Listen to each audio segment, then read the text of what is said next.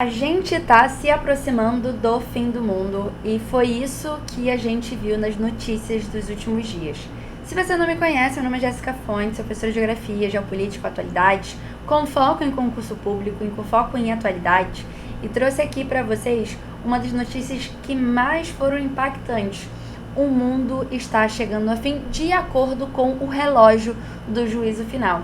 Então trouxe aqui para vocês, uma aula, então me propondo aí fazer uma aula para a gente poder entender um pouquinho o que foi essa notícia, por que ela saiu, de que a gente está no limite máximo, desse relógio do fim do mundo, e para a gente poder então compreender um pouquinho quais são as ações que nós seres humanos estamos fazendo para que a gente esteja acelerando esse relógio. Então a aula de hoje é para falar sobre a geopolítica do fim do mundo e trouxe aqui algumas notícias. Relógio do juízo final marca 89 segundos para a meia-noite. Então, esse meia-noite seria ali o fim do mundo, o fim da humanidade. Esse relógio, ele vai surgir ali em 1947, como uma tentativa de avaliar o quão próximo estávamos da destruição total. Quando a gente está falando sobre 47, a gente está falando de um contexto geopolítico que é muito específico da geopolítica internacional, A gente está falando do pós-Segunda Guerra Mundial, do início da Guerra Fria, da corrida espacial, mas também da corrida armamentista. A gente tinha saído de um mundo onde os Estados Unidos tinha ali, jogado 2 bombas atômicas em Hiroshima e Nagasaki. Então, o mundo começa a se armar nuclearmente. Então a gente tem a União Soviética investindo muito nos seus estudos também para ter bombas atômicas e outros países também tentando ali, tentando ter transferência de tecnologia, se organizar para também fazer bombas nucleares. Então a gente vê um mundo que, de uma certa maneira, vive com esse medo nuclear.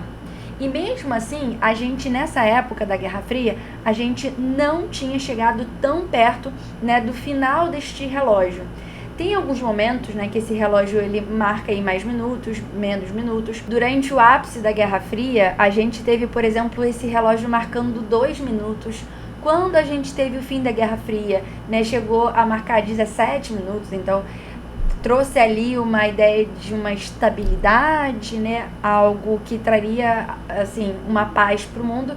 Só que no final a gente não viu isso, E essa semana a gente então teve a notícia de que os cientistas que fazem essa medição do quão próximo estaríamos aí do fim do mundo, ele marcou o 89 segundos. Então significa que é o mais próximo que a gente tem dessa meia-noite, dessa destruição total. E no caso, a gente tem que entender o porquê. Eu trouxe aqui para vocês alguns momentos onde a gente vai ter, esse aumento da velocidade do relógio, do juízo final. Por exemplo, em 1953, quando a gente começou a ter testes nucleares na União Soviética, ele chegou a marcar 2 minutos.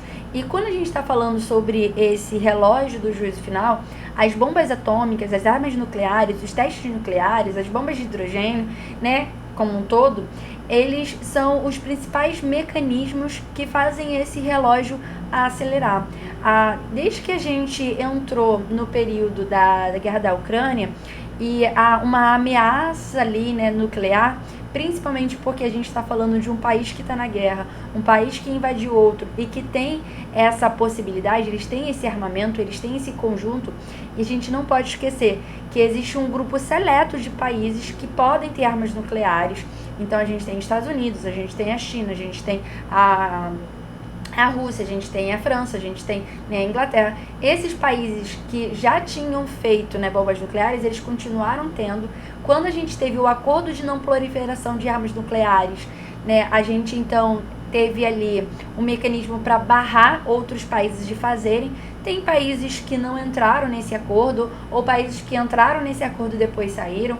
Então a gente vai ver países como Índia, Paquistão, a gente tem o Irã, países que têm bombas atômicas, tá? Então nesse sentido a gente também vê que há uma preocupação muito grande.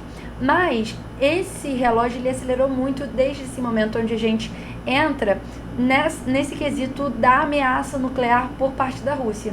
Só que agora os cientistas estão falando que bombas nucleares, armas nucleares não são apenas, né, não é apenas isso que gera essa aceleração desse relógio do juízo final. A gente tem as mudanças climáticas, né, o aumento dos níveis dos mares, criando ali diversos refugiados ambientais, os desastres como incêndios, né, que a gente viu recentemente no Brasil, que a gente viu recentemente na Califórnia, né, em Los Angeles.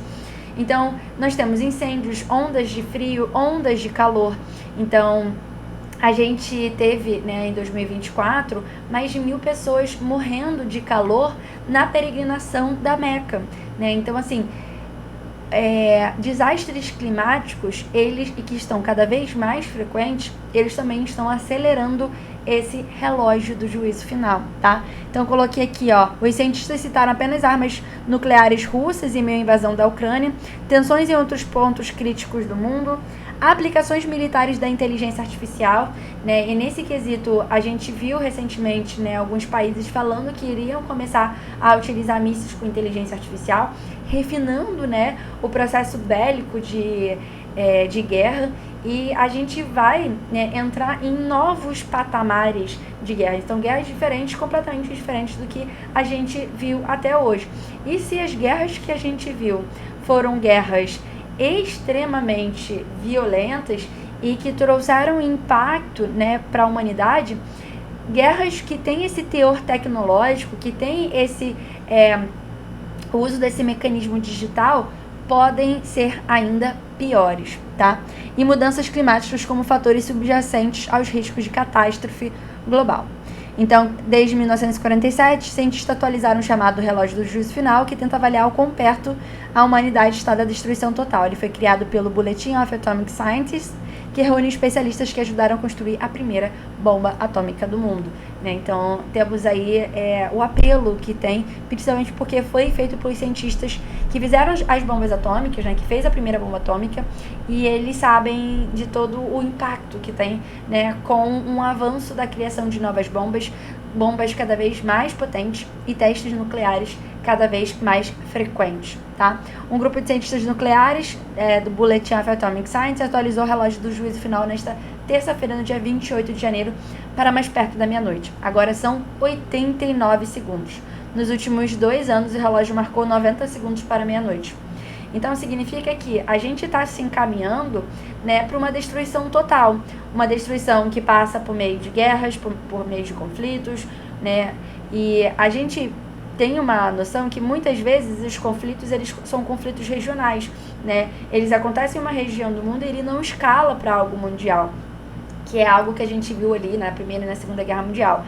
Principalmente pós-Guerra Fria, né, os conflitos, eles são muito regionalizados, mas são o conjunto desses conflitos regionalizados que podem gerar ali, né, um desequilíbrio total para o planeta Terra, trazendo essa destruição total para a gente. Os cientistas citaram apenas armas nucleares russas, né? Fala sobre tensões na questão da inteligência artificial para a área militar, mudanças climáticas, etc.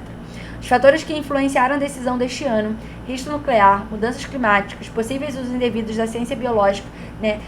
Recentemente a gente teve os Estados Unidos acusando a Rússia de usar armas químicas, armas biológicas na guerra da Ucrânia, né? Obviamente o Putin falou que não havia sido utilizado, mas assim, usos indevidos de armas biológicas, armas químicas também podem trazer, né, esse juízo final para mais próximo da gente, tá? No entanto, vimos poucos avanços para enfrentar esses desafios.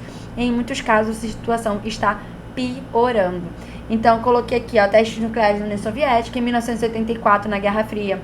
Neste ano, o relógio do juízo final foi ajustado para marcar 3 minutos para meia-noite. Então, ali na década de 80, por mais que a Guerra Fria ela só tenha terminado mesmo em 1991, com o fim da União Soviética, né, a década de 80, ela já apresenta pra gente uma Guerra Fria bem mais fria, né? Uma Guerra Fria na qual os Estados Unidos já seria o grande vencedor. A gente já tem um sucateamento muito grande da União Soviética e, né, então a gente vai se afastando dessa meia-noite, né? E aí, um ponto, né, importante pra gente falar, que principalmente com o fim da Guerra Fria, e aí por isso que com o fim da Guerra Fria a gente chega até 17 minutos para essa meia-noite, A gente vai ter, por exemplo, a Ucrânia, né, cedendo todas as armas nucleares, toda a tecnologia nuclear dela para a Rússia, né, fazendo o acordo com a Ucrânia de que não usaria, né, armas nucleares, e que o mundo chegaria a um patamar de estabilidade nessa questão de energia, de armas nucleares, né? Não de energia nuclear, que a gente usa a nuclearidade para a questão energética, tá? Mas, no caso, a gente parte para 2022, a gente viu que não foi isso que aconteceu. A Rússia não utiliza armas nucleares dentro da guerra da Ucrânia, tá? Mas há algumas ameaças, né? Também no segundo semestre de 2024, a gente viu a Rússia lançando mísseis balísticos para a Ucrânia, e esses mísseis balísticos com potencial de uso nuclear. Não foi usado, mas já é assim, uma narrativa muito forte para instaurar, né, um clima de medo. E sempre quando a gente vai analisar as questões, né, as questões associadas à guerra da Ucrânia, a gente vê, por exemplo, ataques da Rússia a usinas de energia nuclear, né, exatamente para instaurar esse medo, né, porque até mesmo um acidente em uma usina nuclear, né, isso traz uma atmosfera de muito medo, porque a gente não sabe como que vai se comportar, né, os gases, nunca vai se comportar, né, a radioatividade na atmosfera. Né? Então, a gente vê aí, por exemplo, que o último maior desastre nuclear que a gente teve foi em Fukushima, lá no Japão, e assim, ele trouxe um alerta muito grande para o mundo, né? Então, a primeira coisa que a Rússia faz, uma das primeiras coisas, é trabalhar nesse quesito medo em relação ao uso de energia nuclear, ao uso de processos nucleares, tá? 2018, mudanças climáticas e as ameaças tecnológicas, a gente volta para 2 minutos, tá? Então, essa foi a primeira vez que o relógio voltou a marcar 2 minutos para meia-noite, desde os testes nucleares da União Soviética. Em 2020, a gente vai ter o relógio do juízo final se ajustando para 100 segundos para meia-noite, né, principalmente devido à questão de perigo nuclear, de mudanças climáticas. E em 2025, líderes e sociedades falham na mudança de curso. O momento mais próximo da meia-noite já registrado pelo relógio do juízo final, 89 segundos para meia-noite. E aí, né, eu trouxe para vocês algumas situações que acabam corroborando com essa estrutura que a gente tem, né, do fim da meia-noite. Acabam corroborando aí pra gente chegar a esse juízo final. Relógio do juízo final atinge 89 segundos para o fim do mundo, o pior nível da história. Então aqui a gente tem uma marcação no relógio e algumas notícias que acabam, né, trazendo, recrudescendo, fortalecendo essa ideia, né, de diminuição dos segundos em relação à chegada à meia-noite, tá? Líder da Coreia do Norte afirma que programa nuclear continuará indefinidamente. Então, a gente vê aí que tem países, Irã, Coreia do Norte, que investem, né, fortemente na questão bélica associado à questão nuclear, ao programa nuclear. Não somente, né, esses países, mas temos outros países que têm cada vez mais desenvolvido, né, esse tipo de armamento. A gente sabe que a Coreia, né, as Coreias ainda estão em guerra, então um dos grandes discursos do Kim Jong-un é exatamente que ele está fazendo isso porque está preparando o seu país.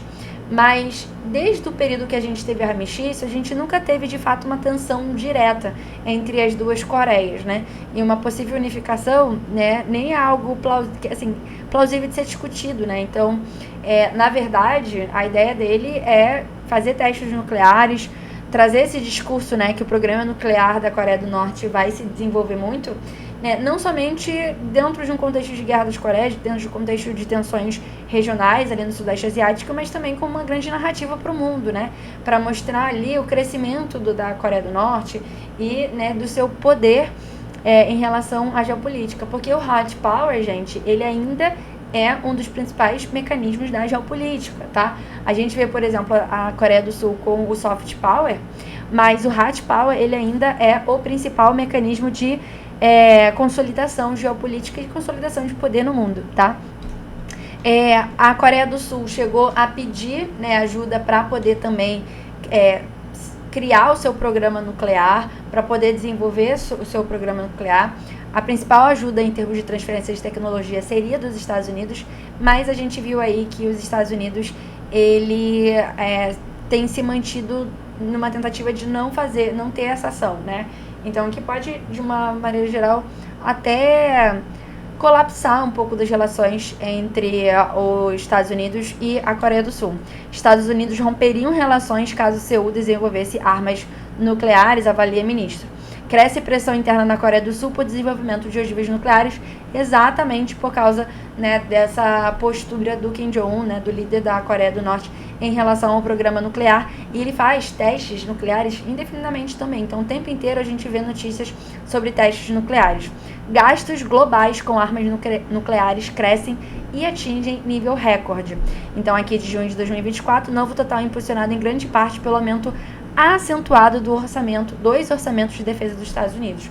Então, a gente fala sobre Coreia do Norte, a gente fala sobre o Irã, a gente fala sobre Coreia do Sul, a gente fala sobre Índia e Paquistão, mas, né, esse nível recorde, né, em relação a gastos com armas nucleares vieram, né, principalmente por causa de novos programas dos Estados Unidos, ok? E é nesse sentido, desses gastos globais atingirem nível recorde, que a gente tem, então, uma preocupação maior, né, desses cientistas, colocando o relógio final para 89 segundos com nível ainda nunca visto, né, um nível histórico.